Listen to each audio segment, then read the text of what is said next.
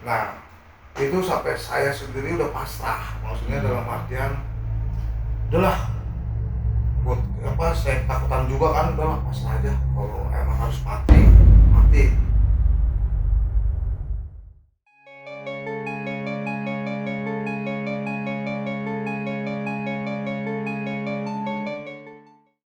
Assalamualaikum warahmatullahi wabarakatuh. Ketemu lagi dalam channel cerita lokal sobat. Kali ini kita akan coba membahas tentang perjalanan pendaki gunung. Malam ini kita ditemani oleh Bro Agung dan Bro Ibe. Gimana nih kabarnya Bro Agung dan Bro Ibe? Alhamdulillah sehat. Nah, saya dengar Bro Agung sama Bro Ibe ini sering naik gunung ya dulunya ya? Ya dulu waktu masih muda, sekarang udah tua, perut sudah buncit. Perut sudah buncit, jadi agak susah ya naik Berat gunungnya, lah, berat. bawa depan belakang. Ada kisah menarik apa nih tentang naik gunung nih? Ya banyak di gunung. Mau gunung apa nih? Gunung mana? Gunung sekarang lagi viral nih sobat, cerita tentang Gunung Salak. Coba kita bahas tentang Gunung Salak aja nih Bro Ibe sama Bro Agung nih. Ada kisah menarik apa nih? Karena yang saya dengar ini di Gunung Salak ini, di pos pendakian pertamanya ini terkenal dengan nama Pos Bajuri. Bro Ibe sama Bro Agung ini nih, ada cerita apa nih yang menarik dari situ? Siapa dulu? Terus sampein aja dulu. Saya waktu naik Gunung Salak itu gunung pertama yang saya naikin dan saya dibohongin. Wah, gimana tuh ceritanya Bang? Jadi kata senior saya, Gunung Salak itu deket, cuman 2 jam, turun 1 jam. Kita nggak usah bawa apa-apa ke atas katanya. Iya. Ternyata bohong. Ternyata berapa jam nih? Saya naik jam 6 dari Pos Bajuri itu sampai atas tuh jam setengah 5 sore. Jam setengah 5 sore. 1 hari lah ya bisa dibilang ya. Kalau penasaran sama Pos Bajuri sih, mungkin waktu saya di sana nggak ada apa-apa ya, itu cuma pos biasa, lapang luas, bisa buat beberapa tenda. Biasanya pendaki itu di situ dulu istirahat. Mata air terakhir itu ada di Pos Bajuri. Jadi Pos Bajuri itu kalau bisa saya gambarkan itu dulunya berupa pos pendakian pertama. Pos pendakian pertama itu sebenarnya Simaksi, bukan di Bajuri. Bajuri itu pos kedua. Jadi setelah Simaksi baru 2 jam dari situ baru Pos Bajuri. Oh. Jadi rata-rata pendaki itu istirahat dulu di Pos Bajuri itu. Dan mata air terakhir tuh di Pos Bajuri itu. Iya. Di atas tuh sampai puncak udah nggak ada air lagi. Udah nggak, jadi perbekalan itu terutama air di Pos Bajuri dulu Ya, itu. Berarti satu dirijen itu bisa buat 2 orang lagi. berarti penting nih di Pos Bajuri itu tempat perbekalan sobat. Emang sekarang itu jadi sekedar pos aja, namanya pos apa gimana? Ya, dia cuman ada di Pelang itu Pos Simpang Bajuri. Soalnya setahu saya waktu saya terakhir itu Tahun berapa? mungkin sekitar tahun saya terakhir ngajak teman-teman anak masih sekolah lah ya. Mungkin seniornya itu ada satu yang umuran sama saya. Nah itu kemarin itu cuma sekitar tahun 2005-an atau 2005. Oh, saya terakhir 2013 loh. Udah beda jauh ya. Soalnya setahu saya nama Bajuri itu saya nemuin ketemu sama orangnya. Oh, dulu tuh orang. Ketemu nih sobat, Bro Ibe ternyata ketemu sama sosok Bajurinya. Nah, gimana Bro Ibe kelanjutan ceritanya? Ya mungkin pendaki-pendaki yang udah lama-lama mungkin ngalamin lah ya, seperti saya terakhir Pendaki itu muda, udah pendaki bang. bisa Saya pendaki muda. udah lawas tuh. Ini jadi junior nih senior. Suhu. Tapi kalau bicara pengalaman ya jauh pasti sampean ya kan? Ya bagi lanjut Pak cerita Bajuri. Saya juga penasaran tuh. Nah kalau terakhir nih saya sekalian ceritakan sebenarnya sih kesombongan teman-teman yang baru ngerasain naik gunung, pengen tahu ini mungkin sebelumnya juga udah, saya juga udah menceritakan dari rumah treknya Salak itu berbeda dengan Ya, dari gunung-gunung lain. saya bilang gitu. Nah semua udah komplit gini apa ada. Nah saya tuh langsung sampai di sana itu ya, di tempat itu ya biasa saya bermalam dulu di situ kalau udah jam-jam segitu yang sekiranya nggak akan nyampe gitu. Yeah. Karena kan saya kondisi itu kalau kurang jam 11 nyampe. Jam 11 malam. Di tempat enggak 11 Siang. siang. Oh, iya. Di tempatnya Bajuri. Nah situ istirahat dulu kan gini-gini. Nah saya bilang kita besok pagi naiknya. Ya. teman-teman tetap nggak mau. Ngotot pengen iya, langsung saat itu juga naik. iya, bahkan sampai Bajuri itu manggil saya gitu. Iya. Manggil saya ke gubuknya, duduk bareng, kalau bisa mas nasihatin gitu, nasihatin adik-adiknya tuh. Nah itu waktu itu sosok Bajuri itu kira-kira umur berapa nih Bang Ibe? Kalau umur apa ya, udah 60-an lah ya. Udah tua, 60 Iya, tahun. 60-an lah udah, teman kelihatan tua cuman masih gagah lah, masih Emang tinggal di situ? di situ sama istri, sama anaknya. Saya Ada rumah berarti dulu di pos rumah Bajuri? kayak gubuk gitu, kayak gubuk, cuman bukan kayak rumah komplek. Iya. tembok, Kayak gitu. warung lah ya, bilik gitu. Dan nyiapin makanan juga buat orang-orang yang di situ. Oh mereka jualan.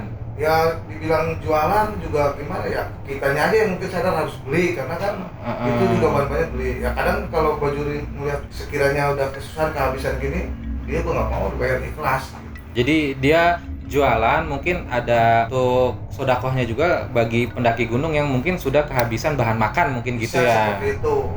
Nah yang saya bingungin itu kan, sosok Bajuri ini di sini sebenarnya apa gitu, yang saya pertanyakan dari dulu gitu. Ya. Sampai saya tuh nggak bertanya itu kuncen atau apa, tapi dia selalu mengawasi para pendaki gitu, selain orang-orang yang di posko yang di bawah ya, pendaftaran pertama itu. Iya. Nah di situ Menasehati beliau itu karena menasehati. kalau emang sekiranya nggak baik, nggak bagus, jam segini naik itu nggak, sama dia dilarang gitu. Diingatkan ya. Ya diingatkannya itu yang saya nggak tahu kalau sekarang ada pos Bajuri itu tulisan ini, karena dulu itu ya bener gubuk apa kayak rumah Bajuri, ada istrinya, ada anaknya yang saya tahu dulu. Dulu belum ada bacaan posnya tuh Bang Saya Ibe. nggak ngeliat. Itu pada waktu saat itu dinasehatin apa sama Pak Bajurinya itu? Nah itu kita kan tetap mutusin teman-teman naik. Ya. Akhirnya kan saya juga nggak mau. Ya udahlah, resikonya tanggung. Kalau ada apa-apa, mudah-mudahan tidak ada apa-apa. Bajuri tetap udah gini-gini. Ya udah akhirnya, ya udah pas terakhir Bajuri coba pesan, udah hati-hati aja ya. Bilang udah.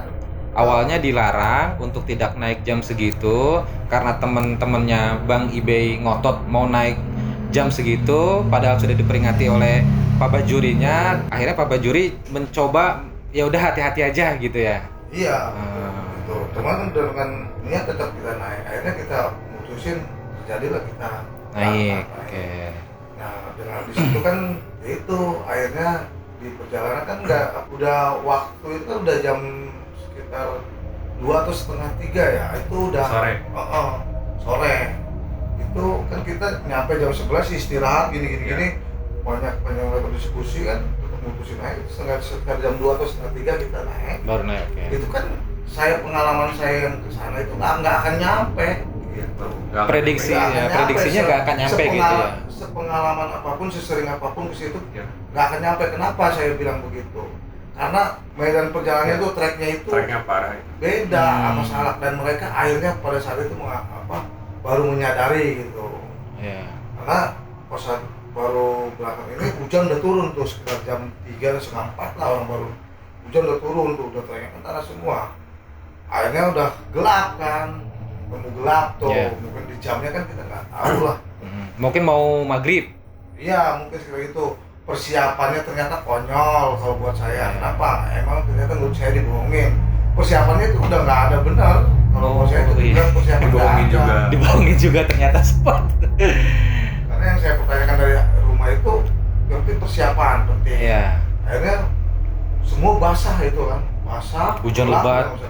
Nah, ini nggak bisa diterusin, dan turun juga udah nggak bakalan bisa. Iya. Bilang. Karena udah nggak ngeliat jalan. Gelap. Hujan, air udah bus kan, namanya Udah bisa jadi sungai ya, itu kalau di tanah, salah hujan. iya. Udah jadi sungai Iya. jalanan itu ya. Iya.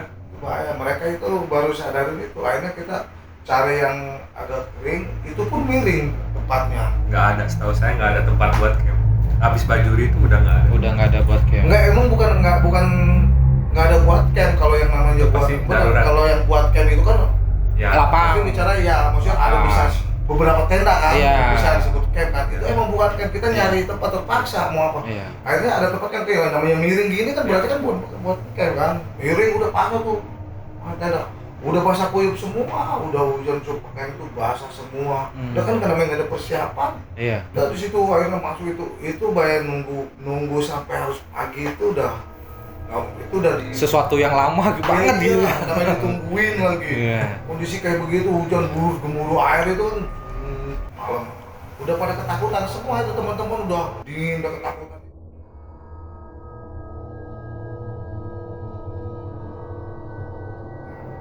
Itu sampai saya sendiri udah pasrah, maksudnya dalam artian udahlah, buat saya ketakutan juga kan, udahlah pasrah aja, kalau emang harus mati ada harapan selamat karena kita nggak melakukan perjalanan.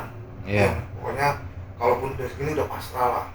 Itu sampai ngalamin itu makin ketakutan, itu kayak ada binatang, tahu ada apa itu namanya, ada cuman ada lampu di dalam, cahaya lampu kelihatan ada yang kencang banget itu. Ada yang mengitari tenda, ngelilingin tenda itu. Nggak tahu itu binatang, nggak tahu itu apa, bayangannya tidak terlihat. itu terlihat bayangannya hitam Besar ya ya. kan, cuman kan gelap di situ, cuman tapi masih terlihat itu gerakan bayangan hitam itu kan, cuman cahaya di lampu itu makin takutan ya. Di situ saya cuman ingat, mungkin satu-satu, mungkin yang lain juga ingat, mungkin bacaan apa, saya ingat dalam keadaan pada meluk semua kan. Saya itu kebetulan bawa Quran kecil, surat Yasin yang disebut aliran gitu. Nah itu saya manfaatin untuk saya baca terus saya baca, udah dengan kepasrahannya saya itu udah saya baca ulang-ulangin sampai saya ngerasain takutan teman-teman itu sama, saya juga ngerasain takutan. Luar biasa itu pengalaman yang itu, sampai saya juga nggak sadar itu bisa nemuin pagi. Oh jadi itu semalaman Bang Ibe dengan teman-temannya takut, rasanya cemas banget karena hujan besar. Udah gitu ada yang mengelilingi tenda. Kondisi tempat ya kan, kita itu nggak tahu ada di belah mana di mananya kan. Zaman dulu belum ada patok itu. Pas saya naik kan ada HM25, HM26. Nah itu saya orang yang nggak pernah merhatiin, karena dari dulu juga kan ikut-ikutan. Mungkin kalau Mas Agung itu kan ibaratnya bener-bener, kalau yang saya tahu udah pengalaman banget, maksudnya bener-bener pendaki gunung. Iya, terkonsep lah mau naik gunung tuh, persiapannya udah luar biasa, bener-bener dokumentasinya yang bener-bener inilah. Kalau saya dulu juga ikut-ikutan aja, kalau kayak ini mah anak pendaki yang mungkin juga masih ikut-ikutan lah gitu. Naik ini ikut, seperti itu aja. Nah itu yang balik lagi tadi ke cerita yang tadi. Ya saya nggak berasa itu sampai pagi. Saya aja nggak tahu itu tidur atau enggak. Taunya, udah pagi. Saya bangunin tuh semua teman-teman. Iya. Itu pada bukannya senang tapi masih nangis sampai pagi. Akhirnya udah terang, kita rapi-rapiin semua. Udah, saya mutusin mau lanjut atau mau turun. Naik, turun aja Bu, turun semua. Gue udah takut banget gini. Sampai ada yang satu orang itu, makanya ada yang berjalan dulu. Tuh sampai pas belokan beginilah ya. Itu berarti masih dekat, kalau buat saya itu belum jauh. Ya kan? Belum jauh. Kalau 30. Kalau sepengalaman saya itu belum jauh. Iya. Nah itu dia balik lagi. Udah, bilang sekarang saya ngomong lagi, mau tetap naik atau turun? Turun Bob. Ya udah, turun. Walaupun ada 2 orang yang minta naik. Iya. Cuman saya bilang ini tetap saya mutusin harus turun. Kenapa? Bukan karena banyak yang suaranya lebih banyak turun, tapi pada saat kalian juga pada ketakutan, nangis juga semua kan, pada nangis. Akhirnya ya kita turun. Nah di situ setiap saya nemuin yang naik itu yang selalu berpapasan bertanya, ya. selalu bertanya, "Maaf Bang, ini yang dari Jakarta bukan yang 7 orang?" Ya betul, alhamdulillah.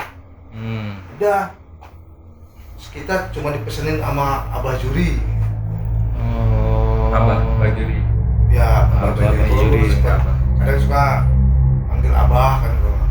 Ternyata beliau itu khawatir sama pendaki teman-teman abang ini yang nekat coba naik, akhirnya Abah Bajuri ini coba menitipkan pesan sama yang pendaki-pendaki yang berikutnya. Iya, orang dari awal udah terlihat dia itu udah kecewa kenapa? Karena saya kan nggak pernah ngeliat sosok Bajuri itu, pengalaman saya bertemu beberapa kali nggak pernah ngeliat ada keras marah gitu, keras gitu, bener-bener keras. Cuman terlihat kecewa iya, cuman akhirnya ya udah mempersilahkan, dan pesan dia terakhir ke saya hati-hati ya. Hati-hati. Gitu. Udah di situ saya sampai bilang pas ketemu pendaki yang tim pertama itu kan banyak yang pendaki itu kan pagi itu lihat Abah Juri berarti secara nggak langsung mendoakan kita. Mungkin benar-benar mendoakan, soalnya kan waspada itu sampai dititipin kan, sampai pengen nanya, dititipin kalau nanya. Lalu benar kita bikin turun ketemu lagi. Ini yang dari Jakarta 7 orang bukan? Iya betul, alhamdulillah semuanya pada senang. Iya. Semua sampai ada yang ngitung kan, sampai ada yang ngitung 1, 2, 3 gitu. Udah komplit pas benar curang gitu. Itu sampai seperti itu pengalaman yang benar-benar saya terakhir itu emang itu ngajaknya benar-benar menakutkan. Mereka itu ya baru tahu treknya salah seperti itu. Dan mereka juga mungkin belum tahu mistisnya salah kayak gimana, mungkin seremnya lah bahasa saya, mungkin seremnya salah itu seperti apa. Saya kan udah tahu dari cerita-cerita, makanya harus benar-benar bersahabat ya kan, kita sering sopan atau apa jangan sering itu ya teman-teman, kayak pelajaran teman-temannya buat saya itu udah terakhir itu saya juga udah salah gitu. Bajuri, sosok Bajuri saya kenal itu masih ada, makanya kaget saya sekarang ada pos Bajuri yang diceritain Mas Agung ini. Terakhir kesana tuh udah jadi pos aja. Gubuk yang Om Ibe cerita itu nggak ada, udah pos Simpang Bajuri. Kalau sekarang, kalau kondisi sekarang itu beneran udah jadi pos. Tadi kan Bro Ibe kan ceritakan kayak gubuk warung gitu aja, kayak rumah kecil. Sekarang sih udah nggak ada gubuknya. Udah nggak ada. Jadi cuman tanah lapang aja, terus ada nama pos Simpang Bajuri. Oh iya. Itu 2013 ya. Saya terakhir ke sana. Ya, nah itu ceritanya itu pas pulang turun mampir lagi nggak ke ketemu Bajuri lagi? Hampir Bajuri. Hampir ketemu. Gua pas Bajuri alhamdulillah masih pada hidup kan. Bajuri bilang kita akhirnya kan dimasakin nasi itu. Masakin nasi, kalau saya nasi goreng waktu itu dimasakin, dipanggil sini bapak, teman-temannya panggil sini sakit. Nah kita itu kayaknya ya itu ngobrol sama anaknya, ketemu sama anaknya, ada nasihat dari anaknya buat teman-teman kemarin yang ngerasain, karena kan mereka itu baru tahu ke situ, dan juga mungkin anaknya atau Abah Juri juga baru ngeliat sosok mereka yang benar-benar kok konyol, kalau dalam artian nekat gitu ya. Konyol. Mungkin kalau mau bisa bilang nekat. Ini mungkin apa, bukan pendaki yang apa, kalau itu namanya pendaki itu udah pendaki ya tahulah gitu. Dari situ. Terus dari situ kapok enggak? Ya bukan, kalau saya kan emang sebenarnya dari kemarin tuh udah nggak pernah mau naik, cuman mereka itu pengen naik ke Salak kan, karena saya udah pernah minta anterin gitu. Nah saya kan dalam artian dibohongin, saya cuma nanya yang penting persiapannya mulai dari ponco, tenda, semua gini makanan terus, karena Salak itu berbeda dengan gunung lain. Saya ingetin tuh bilang terakhir akan menemukan makanan itu ya di tempat Abah Juri gitu. Nah ini Gunung Salak itu emang penuh misteri sobat. Mau cerita yang beredar ini emang ini ya cukup apa ya, treknya cukup susah, lalu cuacanya juga tidak menentu, kadang berubah-ubah. Cuaca selalu hujan di sana itu ya, di atas. Meskipun itu musim panas ya. Iya. Oh, pasti ada hujannya. Ada yang bilang jangan bilang kata hujan itu kata yang tabu di sana. Jangan sampai ada yang bilang hujan. Jangan hujan ya, mudah-mudahan nggak hujan. Itu pasti hujan. Pasti hujan. Iya. Mitos Saya sih bilang mitos ya, saya udah ngebuktiin gitu. Saya wanti teman-teman jangan bilang hujan ya. Ternyata ada yang keceplosan kan. Pas nyampe puncak asik nggak hujan, langsung jual. Itu hujan dari awal kita mendirikan tenda sampai turun masih hujan. Berarti sampean belum pernah ngalamin pas dakinya hujan? Apa udah pernah? Udah kayak. Pas daki sudah. Udah ya. Itu yang di pos ke arah Bajuri kan ada sungai kecil tuh. Itu banjir Bang, bisa sampai Iya pasti kalau sebentis hujan itu. itu iya pasti. Kita sampai bingung, loh kok jadi sungai gitu, treknya mana? Hilang. Pasti. Udah ngeraba-raba aja. Itu emang aliran Kayak sungai gitu, Bos. saking lebatnya. Iya. Akhirnya jembatannya Iya. ketutup gitu. Tadinya aliran kecil Bang. Kecil. Ya kayak selokan. Iya, Kayak selokan. Kayak selokan. Oh Kayak iya. selokan begitu aja. Tuh, pas hujan, jadi sedengkul itu. Oh itu kalau yang nggak tahu Yang nggak tahu kan, bingung Itu ya. Tuh waktu itu kita buat rekpol sama tali rak ini Diikat ya. diikat pegang-pegang. Sekarang Biar- bayangin trek tanah terus gini pepohonan besar melintang ya kan kita harus itu kan luar biasa yang nggak ditemuin di Trek yang enak Iya. itu pokoknya dari pos pendaftaran sampai pos Bajuri itu paling itu enak. aja. Dari situ udah pas siapin mental dan fisik. Nah itu kalau pengen ketemu pos Bajuri itu pendakiannya dari mana nih? Dari Awal mulanya. kan Gunung Salak itu ada 3 ya. Ada Cidahu, Cimlati, sama Pasir yang Pasir Rengit yang Musa Kawar. Kalau mau langsung ke Simpang Bajuri bisa lewat Pasir Rengit, bisa lewat Cidahu. Tapi yang lebih dekat sih Cidahu yang saya pernah coba. Ya, betul. Cidahu paling Ya, dekat. 2 jam. kalau misalnya itu Cidahu 2 jam 1 jam. paling enak. Itu tinggal ikutin aja kalau mau main ke Ikutin sana. aja ke jalan, ikutin jalan dari treknya Cidahu itu nanti ketemu pos Bajuri itu ya yang sekarang disebutnya sih itu ya. nggak tahu waktu tahun 2009 ya. Waktu saya terakhir 2013 tuh udah ada jalur kayak batu-batu gitu, kita tinggal ikutin aja batu. Udah ada. Dulu ada. juga Ya, Tapi nggak ada. Cuman saya itu seringnya nggak ngikutin jalur itu habis pos yang pendaftaran itu yang ada Terabas. rangernya ada ini sempat naik aspal dikit pas begini kita langsung motong jalan tuh lewat hutan nembus sama juga sih kesini-sini juga nembusnya gitu keren Oh jadi di luar jalur. Pendaki nekat. tapi saya emang Tapi tahu trek itu ya bang ya? iya karena kita waktu pertama saya itu ada yang bawa ya? bersama sama Sukabumi Oh yang yang itu tahu. banyak teman-temannya juga di situ apa yang Kalau ada yang tahu nggak banyak apa-apa. dari situ Ada akamsinya ceritanya. Iya. Kalau anak baru jangan kalau coba-coba. saya juga kan nggak mungkin tahu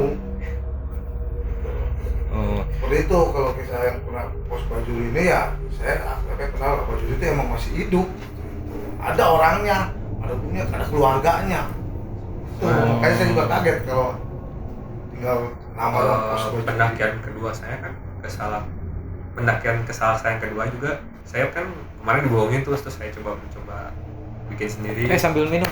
Ya ya. Nah. Mempersiapkan dengan baik. Nah waktu itu kebetulan di tim saya ada yang bisa lihat lah ya. Iya. Nah pas di pos Bajuri itu kan kita sampai itu subuh jam 5 kita sholat subuhan di pos Bajuri. Nah kata yang bisa lihat katanya, itu ada yang ikutin kita sholat katanya. Oh di pos Bajuri itu ada Iya. ngikutin sholat. Iya. Oh sosoknya laki-laki. Putih bersorban dia ikutin kita sholat. Terus ada pendaki juga katanya yang ikut sholat. merinding saya Wow. Berarti pos Bajuri ini bisa dibilang kumpulan yang baik, bisa dibilang kumpulan yang jahat juga kayaknya ada di situ. Ya karena mungkin namanya di alam yang jahat ada, yang baik ada. Nah tapi mungkin ini sosok Abah Bajuri ini mungkin sosok baiknya di Iya. pos 1 itu. iya sih saya pernah ngobrol sama Abah Juri menceritakan Salak itu ada dua penguasa Oh iya. penguasa Gimana? itu yang masih saya ingat saya itu juga agak sedikit lupa soalnya Kerajaan. nggak terus iya pokoknya yang sebagai kayak contoh dari Kawarato atau sampai Semana itu kurang sampai saya nggak mudah lah karena menceritakan kayak gitu kan juga saya dulu nggak terlalu ini nggak terlalu malas lah Menarik, ngedengerinnya nggak terlalu tertarik lah Terlalu menarik. nah, itu kayak Nyi Ratu lah Pantai Ratu gitu yang satu dikuasai nama separuhnya itu dikuasai nama ya ya Niroro Kidul atau apa kalau gitu ngobrolnya. Mungkin Nyi Ratunya versi Gunung Salak mungkin gitu ya. Mungkin nggak ngerti lah, itu nggak jelas apa Niroro Kidul atau apa sih Iya. nggak tahu. Mau satunya lagi tuh sama apa loh, pokoknya suatu yang pokoknya dua yang saya tahu tuh ada dua penguasa besar. makanya dibilangnya itu kadang saya suka ngingetin Dan katanya jangan terlalu kepo sama Gunung Salak. Jangan terlalu kepo. Ya, di Salak sendiri katanya ada 7 puncak. Saya sih belum ke semuanya ya, baru ke puncak salah satu dan puncak Salak. Katanya jangan terlalu kepo lah. Saya juga nggak ngerti tuh. Kalau kepo kenapa nih biasanya nih? Tersesat. Bisa dibilang gitu tersesat, bisa dibilang disesatin, sama aja. tapi menurut pengalaman sampai tuh aslinya itu yang terlihat sama sampai itu berapa puncak? Kalau dari atas kan jarang dapat cahaya saya. Iya. Susah banget mungkin. Kalau dari puncak Salak 1 yang terlihat cuma puncak Salak 2. Kalau dari puncak Salak 2 kata teman saya itu ada puncak 3 dan puncak 4. Nah teman saya ini katanya sih udah ke 1, 2, 3, 4, tapi yang ke 5, 6, 7 belum tahu ada di mana. Tapi itu datanya dari mana tuh ada 7 puncak tuh? Dari senior-senior Dari senior-senior. alumni Mapalahan. Bilangnya sih ada 7, cuman yang ke 5, 6, 7 susah dicari. Tapi kalau berarti udah ada yang Mencapai itu gitu ya. puncak. Ada Ketujuh. tapi datanya hilang. Saya juga nggak ngerti sih. Nggak kepo juga sih. Cukup salah satu dan dua. Saya sih sering ngedengarnya ya sampai 3 Sampai banyakan. 3. Kalau yang teman saya 4 ada fotonya sih. Iya. Puncak 4 gitu. Cuman yang 5, 6, 7 enggak. Banyak misteri nih sobat di Gunung Salak. Nah, Bro Agung ini tentang Abah Bajur ini apa nih yang diketahuinya lagi nih? Kalau kita balik lagi ke Abah Bajur ini. Saya nggak terlalu kenal ya. Yang saya tahu waktu ketika saya ke Salak itu sudah jadi nama pos Ipang Bajuri, dan di situ mata air terakhir. Kalau dengar cerita Om Ibe yang sosoknya baik, ya karena kan orang tua saya dari Cidahu naik ya mau ke Kawah Ratu, itu kan pasti lewat Simpang Ya, Bajuri pasti itu, ya kan? akan melewati gubuknya Ya. Bajuri. Nah belum sampai Kawah Ratu tiba-tiba kabur. Dan kata orang tua saya, mereka nyasar, tiba-tiba ada orang datang, Mas mau kemana? Jalan yang benar tuh itu. Mungkin bisa dibilang yang tunjukin orang jalan yang benar itu Abah Bajuri. Saya merinding nih. Itu nggak apa-apa. Nah, sobat mungkin nextnya habis ngobrol-ngobrol sama Bro Agung dan Bro Ibe ini tentang Abah Bajuri ini di Gunung Salak yang sekarang jadi pos kedua tadi menurut Bro Agung. Nanti insya Allah mungkin akan kita lanjutkan perjalanan kita ke Gunung Salak, tepatnya di pos Bajuri itu kita akan mencoba cari tahu sejarah tentang nama Bajuri ini. Beliau ini siapa, lalu keberadaannya itu di tahun berapa. Mungkin ada pesan-pesan terakhir dari Bro Agung dan Bro Ibe untuk pendaki gunung atau untuk apa gitu mungkin. Pesan saya sih untuk pendaki yang ingin naik Gunung Salak, jangan terlalu sombong, jangan terlalu pede, tetap harus siapkan mental, sopan santun dijaga, karena Gunung Salak itu beda dengan gunung-gunung lain. Nah, dari Bro Ibe. Kalau saya pribadi ya Diminum ya. Iya. mungkin semua ya siapa yang mau itu sebagai persiapan ya peralatan isi